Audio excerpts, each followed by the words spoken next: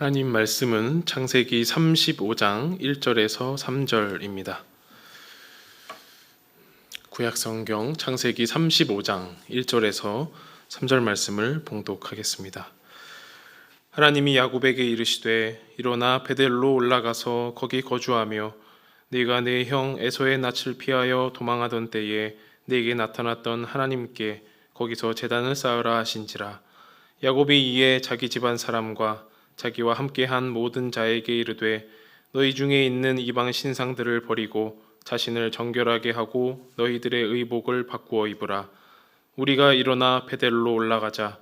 내 환난 날에 내게 응답하시며 내가 가는 길에서 나와 함께 하신 하나님께 내가 거기서 제단을 쌓으려 하노라 하매. 아멘. 여러분 사랑합니다. 사랑합니다. 사랑합니다. 사랑합니다. 화면으로만 뵙다가 이렇게 현장 대면 예배가 적은 숫자이긴 하지만 재개된 것에 대해서 그나마 다행이다 이런 생각을 합니다. 여러분 이렇게 뵙게 되어서 참 반갑고 좋습니다. 더불어 가정에서 혹은 처소에서 홀로 혹은 가족과 함께 예배드리시는 모두에게도 하나님의 평강과 기쁨이 함께 하시기를 빕니다. 아무 일이 없을 때야 산다는 게 뭐 대수겠습니까? 그거 살아간다는 거 평범한 일이다. 그런 생각이 들립니다. 하지만 힘겹고 어렵다면 삶의 무게에 지쳐 팍팍한 인생 살아가고 있다. 이렇게 여겨질 때 산다는 건 평범을 넘어 보통 비범한 일이 아니다. 그런 생각이 듭니다. 저는 우리 독소 신앙가족 여러분들이 이 어려운 코로나19 시대에 살아내 주셔서 살아가고 계셔서 얼마나 자랑스러운지 모릅니다. 이거 기적 같은 일이다 이런 생각이 드는데요. 그래서 살아계신 여러분들에게 또 살아내리라 다짐하시는 여러분들에게 이야 정말 대단하십니다. 훌륭하십니다. 라고 칭찬해 드리고 싶습니다. 그런 마음이 굴뚝 같은데 오늘 여러분들께 이런 설교를 하게 되어서 조금은 죄송하다 이런 생각이 드는데요. 사람 계셔주셔도 괜찮은 건데 오늘 여러분들에게 그저 외람되지만 오늘 우리들에게 주어진 하나님 말씀 가지고 몇 가지 권면을 드리고자 합니다. 하나님 말씀 속에서 우리들에게 들려주시는 음성을 듣는 여러분 되시기를 부탁드립니다. 오늘 성경 봉독한 말씀은 하나님의 음성에 대한 야곱의 결단의 말씀입니다. 우리가 잘 아는 대로 야곱이라는 사람은 꽤나 욕심이 많은 사람이었잖아요. 이 사람은 날 때부터 먼저 나오는 형의 뒷발목을 붙잡았던 사람이었습니다. 그래서 이 사람 욕심이 많았습니다. 어떻게 하든 형의 장자권, 그 축복권을 내가 쟁취하면 좋겠다. 그거 빼앗으면 좋겠다. 그래서 여러 가지 술수를 쓰잖아요. 결국에는 팥죽한 그릇으로 형의 장자권을 받고 그리고 아버지 야곱을 속여서 아버지 이삭을 속여서 축복의 기도를 받기도 합니다. 그리고 나서 에서의 보복이 두려웠던지 이 사람 삼촌 라반이 있는 땅 하란으로 도망을 가게 됩니다. 그곳에 이르러서도 이게 한번 재간을 피웠던 사람 또 여러 가지 계략을 세웠던 사람 그 성정이 어디에 가겠습니까? 삼촌 라반의 집에서도 여러 가지 계획을 세우고 술수를 세워서 여러 큰 재산과 또 일가를 이루게 된 겁니다. 삼촌과 함께 있을 수 없자 이제 형이 있는 고향 땅으로 가야 되겠다 이렇게 생각하고 자기가 그동안 일군 모든 것을 다 이제 이끌어서 형 에서를 만나러 가는데요. 형이 이제 여러 사람들과 함께 온다 이 소식을 듣자 이 사람 속으로 좀 겁이 많이 났나 봅니다. 혹시 또 형이 해코지하는 거 아닐까? 복수하는 거 아닐까? 그래서 떼를 여러 개로 나눠 가지고 앞에 먼저 보냅니다. 이런 계략에 능한 사람이었거든요. 근데 이 사람 뒤에 홀로 있으며 야복나루터에서 하나님의 천사와 씨름을 합니다. 당신 나한테 축복해 줘야 됩니다. 그래서 천사가 그의 환도뼈를 치고 그가 다리를 절게 되었습니다. 엉덩이 뼈가 골절되었으니 이제 성하게 걷는 것은 더 이상 꿈도 꿀 수 없는 일이 돼버린 거죠. 사실 야곱이라는 사람은 굉장한 재리에 밝은 사람, 재간둥이였기 때문에 이리 분주하고 저리 뛰어다녔던 사람이거든요. 그런데 하나님의 천사가 그의 환도뼈를 쳐서 그는 다리를 저는 사람이 되었으니 더 이상은 빨리 다닐 수도 없을 거고 더 이상은 이리저리 분주하게 다닐 수도 없는 인생이 돼버린 겁니다. 다행히 형 에서를 만나서 형의 환대를 받습니다. 이제 형이 데리고 온 사람들과 형은 세일 땅으로 돌아가고 이 사람 세켐 땅으로 정착하게 됩니다. 이 세겜이라는 땅 이름은 그 땅의 부족장의 이름을 따온 건데요. 원래 훌륭하고 또 용맹한 사람 이름을 따서 지명을 짓기도 하잖아요. 그래서 세겜 성읍 그 맞은편에다가 이제 자기가 그동안 데리고 왔던 많은 식솔들과 재산들을 그 옆에 두고 정착하게 됩니다. 그런데 그 땅에 부족장이었던 세겜이라는 사람, 이 사람이 야곱의 딸 디나를 겁탈하게 됩니다. 그의 분노한 오빠들이 나서서 이제 복수를 하잖아요. 근데 당시만 해도 피해 복수는 또 다른 피해 복수를 불러오게 돼 있거든요.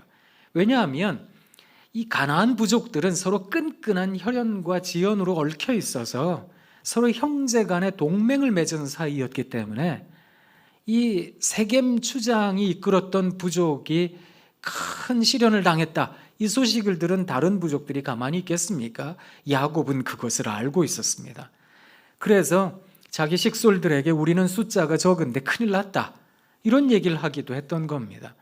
이제 전멸당할 위기에 처한 겁니다.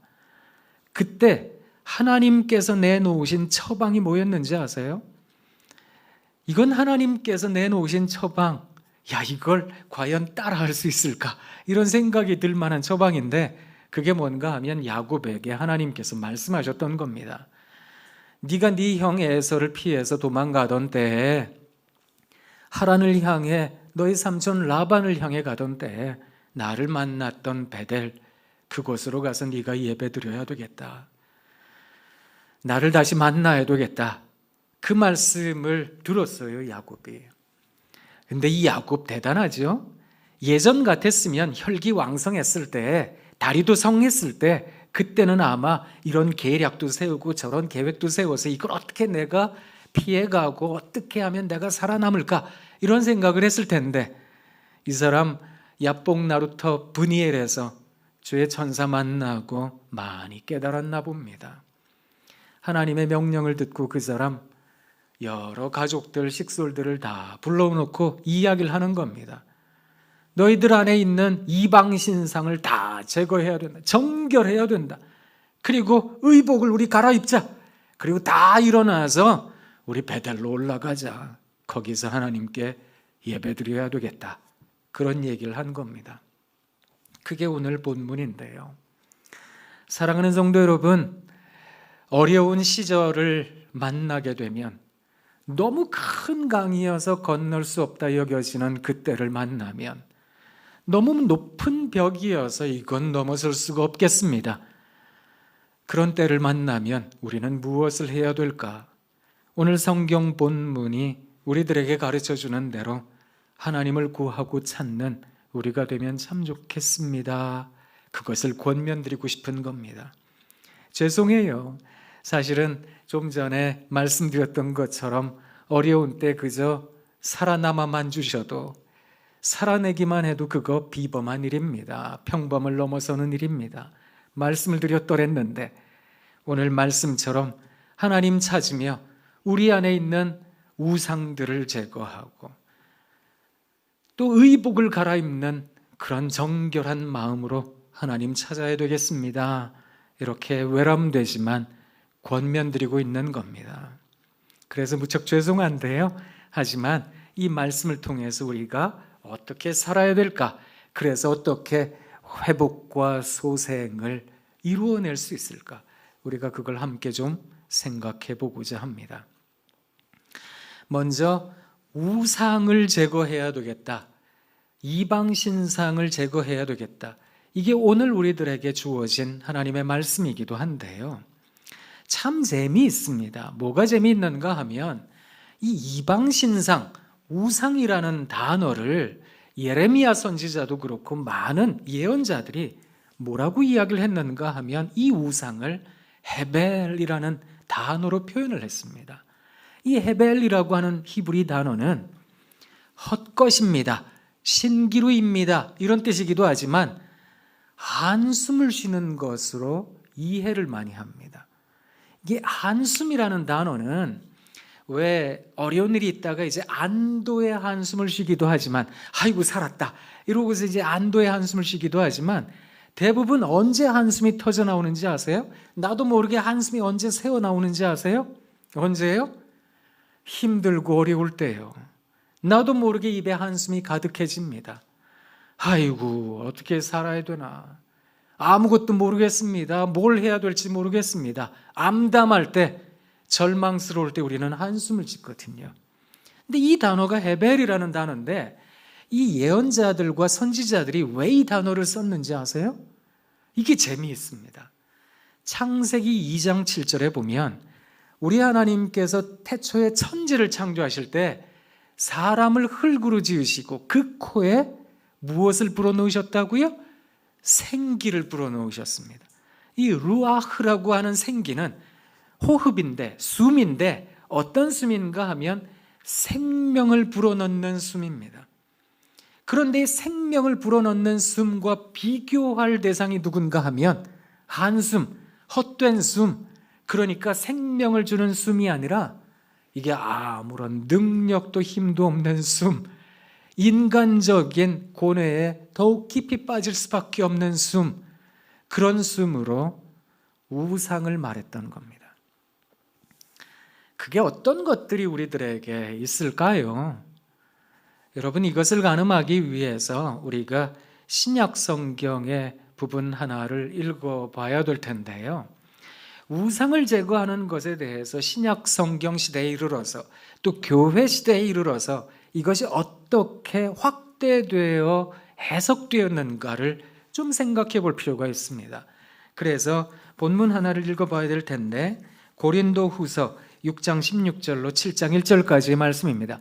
화면을 띄워드릴 테니까 우리가 같이 한번 큰 목소리로 읽어보도록 하겠습니다. 하나님의 성전과 우상이 어찌 일치가 되리요? 우리는 살아계신 하나님의 성전이라. 이와 같이 하나님께서 이르시되 내가 그들 가운데 거하며 두루 행하여 나는 그들의 하나님이 되고 그들은 나의 백성이 되리라. 그러므로 너희는 그들 중에서 나와서 따로 있고 부정한 것을 만지지 말라. 내가 너희를 영접하여 너희에게 아버지가 되고 너희는 내게 자녀가 되리라. 전능하신 주의 말씀이니라 하셨느니라. 그런즉 사랑하는 자들아, 이 약속을 가진 우리는 하나님을 두려워하는 가운데서 거룩함을 온전히 이루어 육과 영의 온갖 더러운 것에서 자신을 깨끗하게 하자. 우상을 제거하는 것, 이방 신상 제거하는 것과 옷을 갈아입는 것이 사실은 구약 시대 때 아주 중요한 제례 예법이었습니다. 그래서 이때 창세기 때에 나타난 야곱의 이런 선언이 후대에 이어져서 모세 때에는 율법으로 제정이 되기까지 한 겁니다. 하나님께서 십계명으로 말씀해 주시기도 하신 겁니다. 나 외에 다른 신을 두고서는 안 된다. 하나님을 만나는 사람들마다 우상을 제거할 필요가 있었던 겁니다. 그리고 옷을 바꾸어 입는 이 의식이 필요했던 건데요. 이게 단순한 어떤 율법적 제례 의식에서 더 확대되어 신약 시대에 이르러서는 어떻게 이해가 되는가 하면, 사랑하는 여러분, 우리가 성전이라는 겁니다. 하나님의 성전된 우리가 하나님을 아버지라고, 우리는 그의 자녀가 된 자라고 그렇게 말하는 사람들은 어떻게 하든 우리 스스로를 깨끗하게 해야 되겠다는 겁니다. 이런 식으로 이제 이방 신상에게 절했던 것, 우상을 섬겼던 것, 이런 것들을 이제 확대해서 더 해석할 수 있게 된 건데요. 이게 어떤 개념인가 하면, 사랑하는 여러분, 어떠세요? 신앙을 갖게 되면, 믿음을 갖게 되면 우리는 그런 생각을 합니다. 우리 스스로가 이 다가온 믿음에 의해서 깨끗해질 수 있을 것이다. 물론 그렇습니다. 하나님께서 우리들에게 믿음을 주실 때 그 믿음은 일종의 선물과도 같은 것이어서 이 계시적이고 초월적인 믿음이라고 하는 선물은 우리들에게 놀라운 기적을 경험하게 합니다. 그것이 무엇인가 하면 구원입니다. 그래서 마음으로 믿게 되고 입으로 시인하게 되어서 우리는 구원의 백성이 됩니다. 그런데 이 신앙이라고 하는 것을 단지 그런 초자연적 계시로만 이해하셔서는 안 된다는 겁니다. 하나님께서 우리들에게 주시는 구원은 초월적이며 초자연적이어서 거저 주어지는 선물입니다만, 이 믿음, 신앙을 계승한 우리가 어떻게 해야 이 신앙을 이어갈 수 있을까? 그래서 신앙이라고 하는 것을 마법처럼 주술처럼 생각하셔서는 안 되는 겁니다. 신앙을 갖는다라고 하는 것은 날마다 하나님 앞에서 회복과 소생을 떠올리셔야 되는 겁니다. 우리가 오대식 목사님께 들었던 회복과 소생의 히브리 말은 슈브라고 하는 단어입니다. 이 슈브라는 단어의 뜻은 돌이키다, 방향을 전환하다, 이런 말입니다. 내가 가지고 있는 습성, 내가 가지고 있는 그동안의 습관, 이런 것들에서 깨치고 나오는 걸 뜻하는 겁니다. 이게 회복과 소생의 뜻인데, 이걸 우리가 교회에서는 또 신학적으로는 회개라고 하는 겁니다. 이게 있어야 신앙이 신앙다워지더라, 이런 얘기를 하는 겁니다. 살아가시다가 신앙인들이 범죄를 저지릅니다, 이런 얘기를 들으시면 신앙에 힘이 있나? 라고 아마 그 신앙이 가진 힘에 대해, 능력에 대해 회의감을 가지실 수도 있으실 겁니다. 얼마 전에 우리는 가슴 아픈 일을 경험했잖아요. 그 어린 아이가 양부모에 의해 학대당해 세상 떠났습니다. 정인이 생각해 보면 참 가슴이 아프다, 그런 생각을 하는데요. 더 황망한 게 뭔지 아세요? 그 부모가 기독교인이었다는 겁니다. 더 비참한 게 뭔지 아세요? 그 양부모의 부모가 목회자였다는 겁니다. 그게 너무 가슴이 아팠습니다. 과연 신앙은 인격을 변화시킬 수 있는가? 신앙은 성품을 바꿀 수 있는 것인가? 아마 거기에 대해서 회의감을 많이 느끼실 수도 있으실 겁니다. 근데 여러분 기억하셔야 됩니다. 조금만 빈틈이 보이면 마귀는 우는 사자처럼 삼킬 자를 찾으며 다니고 있다는 사실 말입니다. 그래서 베드로도 순식간에 마귀의 종노릇했습니다. 바울도 그리 얘기했거든요. 내가 사람들에게 전한 뒤에 내가 버림받으면 어떻게 하느냐. 그래서 나는 내 몸을 날마다 쳐서 복종케 한다, 그런 얘기를 할 정도였거든요. 그러니 신앙이라고 하는 것은 언제나 하나님 앞에서 자신을 깨끗하게 하는 것, 또 돌아보고 또 성찰하고 또 반추하는 것, 그것이 신앙인 것입니다. 그 신앙이라고 하는 것, 하나님께서 내게 거저 주신 그 믿음 덕분에 우리는 구원받은 인생이 되었지만, 마술처럼 나를 180도 바꾸는 그런 신비한 주술이 아니라는 겁니다. 나는 날마다 하나님 앞에서 나 자신을 깨트리고 반성해야 된다는 뜻입니다. 내가 가지고 있는 신념, 딱딱해져 버린 내 개똥 철학, 이런 것에 매몰되어 있는 인생이 아니라 하나님 앞에서 말랑말랑한 마음을 갖는 것, 이게 필요하다는 것입니다. 사람이라는 존재는 태어나면서부터 경험하잖아요.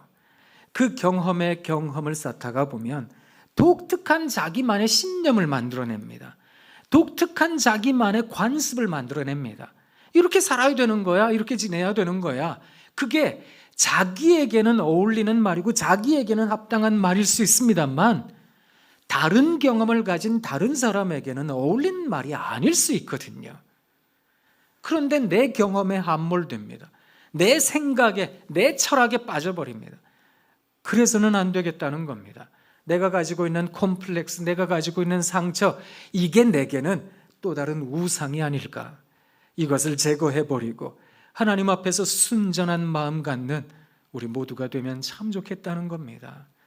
그래서 날마다 하나님 앞에 스스로를 성찰해서 하나님, 제가 성전입니다. 성전인 저를 날마다 정화하겠습니다. 그런 다짐이 우리 모두에게 있으면 참 좋겠습니다. 그리고 의복을 갈아입는다라고 하는 것도요, 단지 재래의식에서 말하는 어떤 정장을 갖춰 입거나 혹은 어떤 성직자의 옷을 입거나 어떤 가운을 입거나 이런 것을 말하는 것에서 더 확대되어 이해가 되어졌는데요. 신약시대에 또 교회시대에 어떻게 이해가 되어졌는지 말씀 한 군데를 보도록 하겠습니다. 로마서 13장 12절로 14절까지의 말씀입니다. 같이 또 한번 읽어보도록 하겠습니다. 밤이 깊고 낮이 가까웠으니 그러므로 우리가 어둠의 일을 벗고 빛의 갑옷을 입자. 낮에와 같이 단정히 행하고 방탕하거나 술 취하지 말며 음란하거나 호색하지 말며 다투거나 시기하지 말고 오직 주 예수 그리스도로 옷 입고 정욕을 위하여 육신의 일을 도모하지 말라. 우리가 어떤 옷을 입어야 되는가? 우리가 가지고 있는 기존의 모든 방탕했던 것들, 단정치 못했던 것들, 시기하고 다퉜던 것들, 육적인 생각들, 이런 것들을 벗어버리고 어떤 옷을 입어야 될까요? 그리스도로 옷 입자는 겁니다. 그렇다면 그리스도로 옷 입는다는 것은 무엇일까요? 내가 가지고 있는 욕심, 내 자아, 내가 가지고 있는 알량한 생각, 이런 것들에 빠져서 내 욕심만 채우는 것이 아니라 그리스도로 옷 입는다는 것은 그리스도 십자가의 희생, 그리고 누군가에 대한 긍휼의 손길을 뻗는 것, 그것으로 옷을 입자는 말씀으로 이해가 되어진 겁니다. 매튜 헨리라는 청교도의 아주 훌륭한 성경 주석가, 신학자가 있습니다.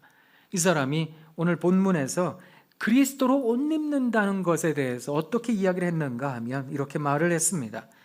누군가를 위해 긍휼의 손을 내밀 줄 아는 사람, 그 사람이 바로 그리스도로 옷 입는 사람이고요, 그 사람이야말로 하나님의 마음에 가장 근접한 사람이다. 혹시 요 며칠 전에 여러분 사진 하나 보신 적 있으세요? 제가 사진 2장을 좀 올려드릴 텐데요.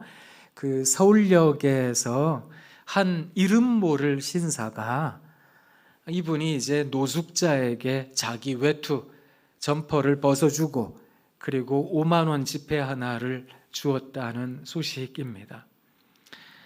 거기에 대해서 이 사진을 찍은 사진 기자가 이렇게 얘기를 했어요. 들어보십시오. 2021년 1월 18일 오전 10시 31분 12초 정신없이 셔터를 눌렀습니다. 지금 내가 무엇을 보고 있는 건가 싶을 정도로 차디찬 카메라는 그렇게 초현실적으로 따뜻한 장면을 담았습니다.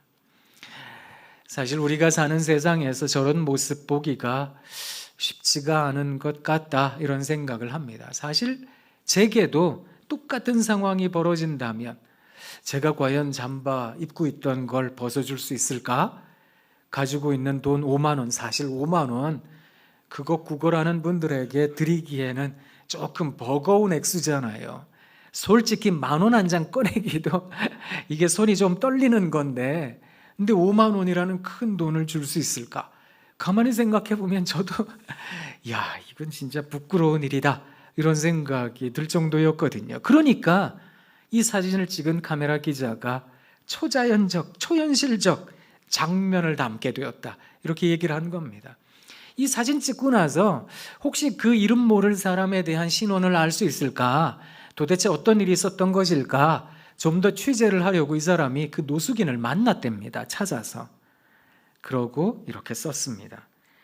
외투를 벗어준 신사가 혹시 아는 분인지 등 오전 상황에 대한 자세한 이야기를 들을 수 있었습니다. 너무 추워 커피 한 잔 사달라는 부탁을 받은 난 모르는 사람이 베푼 선의에 그도 얼떨떨한 것 같았습니다.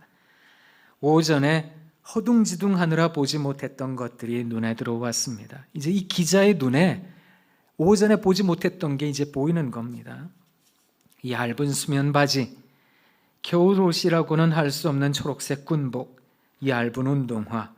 저는 못 본 것을 그 신사는 봤다는 사실에 부끄럽기도 했습니다. 이건 뭐 저도 부끄럽다 그런 생각을 하는데요. 저도 이 분이 누군지 잘 모릅니다.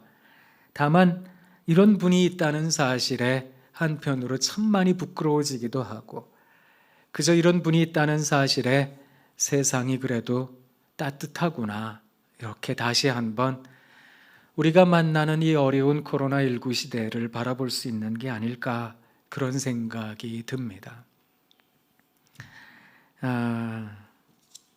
부끄럽지요? 저도 부끄럽습니다. 전에 저희 학교에 이제 같은 전공에 저보다 등치도 크고 이제 키도 크고 이런 교수님 한 분 계세요. 그래서 이분이랑 저랑 둘이 같이 이렇게 광장동 저희 학교 부근을 걷고 있는데 한 할머니가 막 박스를 막 쌓는 거예요. 전 그냥 봤거든요. 근데 이분은 그 큰 덩치에 얼마나 재빠르게 가는지 막 달려가가지고 막 돕는 거예요. 제가 부끄러워졌습니다. 그리고는 제가 싫어졌습니다. 그리고 며칠이 지났는데요. 이제 나도 재빠르게 움직여야지. 그러고 다니다가 광나루역에, 저희 학교가 있는 5호선 광나루역에 그 들어가는 입구에 노숙인이 구걸을 하더라고요. 가지고 있던 지갑에서 꾸깃꾸깃 접어둔 비상금 털어서 넣어줬습니다. 제가 뿌듯해졌습니다. 그리고는 제가 좋아졌습니다. 깨달은 게 뭔지 아세요? 누군가에게 손을 뻗어줄 수 있다는 것. 그건 나를 사랑하는 거로구나, 그 생각했습니다. 매튜 헨리라는 사람이 말했던 것처럼 하나님의 마음에 조금 더 다가가는 것은 아닐까? 그런 생각을 했습니다. 사실 팍팍한 코로나19 우리들의 삶을 살아가다가 보면 아이고 누가 누굴 챙겨요, 어딜 쳐다봐요, 그러기가 어려울 거거든요. 그렇지만 그때 그리스도로 옷 입는다는 게 무엇일까? 아까 기도해 주신 집사님께서도 그렇게 기도해 주셨는데 그런 귀한 마음이 우리들에게 가득하면 참 좋겠습니다. 외람되지만 자꾸 이런 권면의 말씀을 드려서 죄송해요. 우리가 높은 뜻 정의교회로부터 이렇게 분립해 나와서 몇 년이 지났는데요. 정의교회 식구 가운데에 이철환 작가라고 집사님 계셨잖아요. 이분의 글 가운데 머리는 가슴을 이길 수 없습니다 라는 글의 일부를 제가 여러분들에게 읽어드리도록 하겠습니다. 한번 들어보세요. 제주도에 가면 돌을 쌓아 만든 돌담을 많이 볼 수 있습니다. 돌담은 돌과 돌 사이에 수도 없이 많은 틈새가 있습니다. 시도 때도 없이 불어대는 사나운 바람이 돌담의 틈새 사이로 숭숭숭 빠져나갑니다. 틈새가 있기에 돌담은 오랜 세월 동안 바람에 쓰러지지 않을 수 있습니다. 좋지요? 당신도 나도 돌담처럼 틈새가 있으면 좋겠습니다. 인간적인 여백이 있으면 좋겠습니다. 때로는 다른 사람에게 져주기도 하고 때로는 손해볼 줄도 아는 그런 사람이면 좋겠습니다. 당신의 재능은 사람들의 머릿속에 기억되지만 당신의 배려와 인간적인 여백은 사람들 가슴 속에 기억이 됩니다. 눈앞의 이익만 생각하는 사람들이 있습니다. 눈앞의 이익만 생각하면 눈앞의 이익만 챙길 수 있습니다. 조금 더 멀리 보았으면 좋겠습니다. 눈앞에 있는 가로등만 보지 말고 멀리 있는 달빛을 보면 좋겠습니다. 먼 길을 가야 한다면 말입니다. 귤나무가 몇 개의 열매를 맺을 수 있는지 머리로 먼저 계산하지 말고 귤나무에 거름도 주고 벌레도 잡아주며 열매를 기다리는 당신과 내가 되었으면 좋겠습니다. 그리 되게 좋지요? 네. 우리도 그렇게 살면 참 좋겠다, 그런 생각합니다. 그러면 이 엄동설안의 차디찬 겨울도 36.5도에 별로 뜨겁다라고 이야기할 수 없는 그저 미지근한 이런 느낌이 드는 사람의 온기, 그게 세상을 덮일 수 있는 게 아닐까, 그 생각을 하는데요. 어쩌면 구멍난 인생이라, 연약한 인생이라 우리에게 있는 구멍 메우느라고 정신없이 우리 살아갈 수 있잖아요. 그래서 어떤 빈틈도 보이지 않으리라, 어떤 틈새도 용납하지 않으리라, 그리고서 그걸 시멘트로, 콘크리트로 막아내려고 노력할지도 모르겠는데요. 그저 여기저기 구멍난 그런 제주도 돌담 같은 인생이면 얼마나 좋을까. 제주도에 많은 게 세 개가 있대잖아요. 그 중에 하나가 바람입니다. 그지요? 그 거센 바람에도 그래도 오랜 세월 버티려면 그런 돌담이 필요한가 봅니다. 우리도 그렇게 오늘 우리들에게 주어진 세월을 잘 버텨내면 얼마나 좋을까. 그래서 여기도 좀 구멍난 인생 같고 저기도 구멍난 인생 같고, 하지만 내 옆에 있는 사람들을 위해 조금 더 챙길 줄 아는 그런 사랑을 베풀면 참 좋겠다, 그런 생각합니다. 왜 우리 그런 찬송 부르잖아요. 사랑은 참으로 버리는 것, 버리는 것, 버리는 것. 사랑은 참으로 버리는 것, 더 가지지 않는 것. 이상하다 동전 한 입 움켜잡으면 없어지고 쓰고 빌려주면 풍성해져 온 땅에 가득하네. 오, 사랑은 참으로 버리는 것, 버리는 것, 버리는 것. 사랑은 참으로 버리는 것, 더 가지지 않는 것. 늘 그렇게 살 줄 아는 우리가 되면 참 좋겠습니다. 사랑의 주님이 날 사랑하시네. 내 모습 이대로 받으셨네. 사랑의 주님이 날 사랑하듯이 나도 널 사랑하며 섬기리. 그런 우리 독소 신앙 가족 모두가 되면 참 좋겠습니다. 기도하겠습니다. 씩씩하게 지내셔야 돼요. 코로나19 그 시대에도 여러분 예배 우리가 회복하길 원합니다.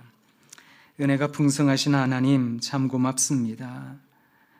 우리 안에 있는 헛된 우상과도 같은 한숨, 헛된 철학, 개똥 철학, 헛된 신념과 관습 다 깨버리고 깨끗한 마음으로 그리스도의 옷을 입을 줄 아는, 그래서 내 이웃도 바라볼 줄 알고 형제도 챙길 줄 아는, 그래서 예배가 회복이 되고 또 진정으로 하나님께 돌아갈 줄 아는 그런 회복과 소생이 우리 안에 이루어질 수 있도록 은혜 베풀어 주옵소서. 예수님 귀하신 이름으로 기도합니다. 아멘.